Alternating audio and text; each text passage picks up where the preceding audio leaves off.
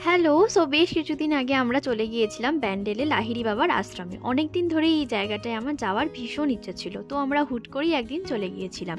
তো সেখানে কি দেখলাম না দেখলাম আজ তোমাদের সাথে সবটাই শেয়ার করব। তো পুরো ভিডিওটা দেখতে থাকো, আশা করছি তোমাদের ভীষণ ভালো লাগবে। তো বিকেলবেলা ওই 4টে সাড়ে 4টে নাগাদ আমরা চলে এসেছিলাম চওড়াফুলি স্টেশনে ব্যান্ডেল যাওয়ার উদ্দেশ্যে। কিছুক্ষণ অপেক্ষা করার পরই আমাদের ট্রেনও চলে এসেছিল। আর আমরা যখন গেছিলাম তখন ঠান্ডাটা একটু বেশিই ছিল। অনেকদিন ধরে কৌশিককে বলছিলাম এই জায়গাটাই নিয়ে যাওয়ার জন্য, বাট কোনো কারণে দুজনেরই সময় হয়ে উঠছিল না। যাই হোক, ব্যান্ডেল স্টেশনে নেমে আমরা ওখান থেকে অটোয় উঠে পড়ি। জায়গাটা যেহেতু অনেকটাই ভেতরে আর একদম গ্রাম্য এলাকা, তো আমাদের পৌঁছাতে প্রায় অনেকটাই সময় লাগছিল। এখানে কিন্তু মন্দির ছাড়াও প্রচুর পিকনিক স্পটও ছিল মন্দিরের কিছুটা আগেই।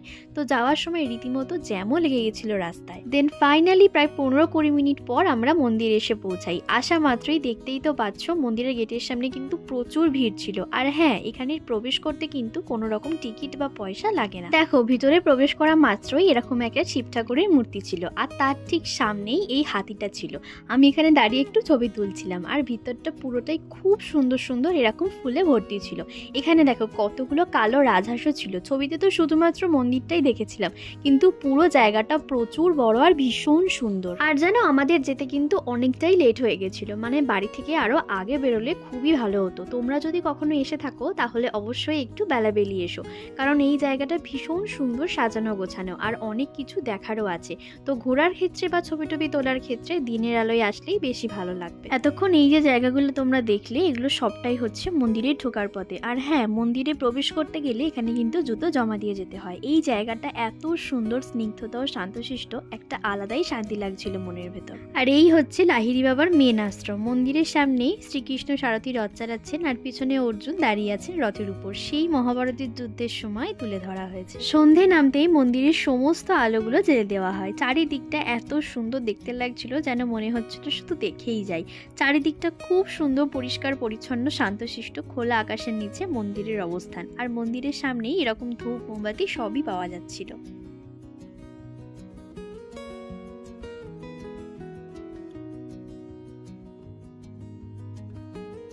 আর মন্দিরের সামনেই দেখো এরকম দুপাশেই জল ছিল, মানে দেখে মনেই হচ্ছিল একটি পুকুরের ওপর মন্দিরটি করা হয়েছে। আমরা মন্দিরের ভেতর যখন প্রবেশ করেছিলাম তখনই 6টা সাড়ে 6টা বেজেছিল। তো সেই সময়তেই ওখানে শুরু হয়ে গেছিল সন্ধ্যা আরতি। তো ওখানেই আমরা বসে পড়েছিলাম আরতি দেখার জন্য। এটা প্রায় 30 মিনিট মতো হয়েছিল।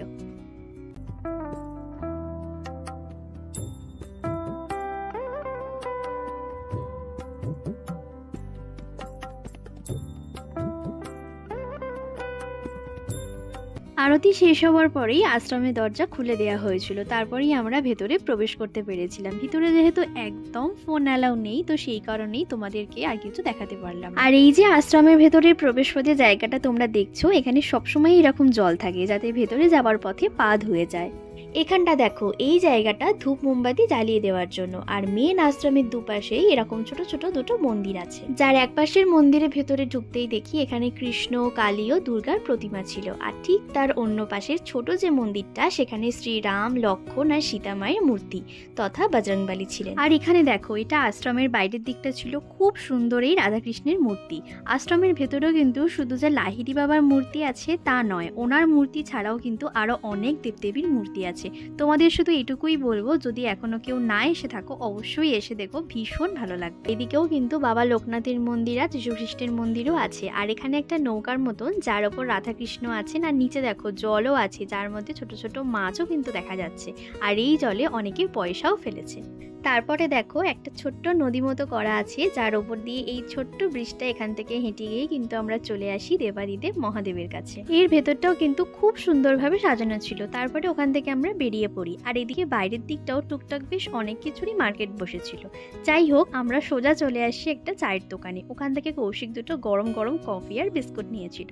আর আমি এখানে ওকে বলছিলাম, বাপ রে, কফিটা তো প্রচুরই গরম। যাই হোক, তারপরে ওখান থেকে আমরা বেরিয়ে পড়ি বাড়ি ফেরার উদ্দেশ্যে। আর এই দিকটা যেহেতু একদম গ্রাম্য পরিবেশ, তো ফেরার সময় সন্ধ্যের দিকটাতেই রাস্তাঘাট বলতে গেলে প্রায় ফাঁকাই লাগছিল। তো চলো, আজকের মতো এটুকুই। কেমন লাগলো পুরো ভিডিওটা অবশ্যই কিন্তু কমেন্টে জানিও। ভালো লেগে থাকলে অবশ্যই একটা লাইক, কমেন্ট, শেয়ার এন্ড চ্যানেলটাকে সাবস্ক্রাইব করে দিও। দেখা হচ্ছে খুব তাড়াতাড়ি। টাটা।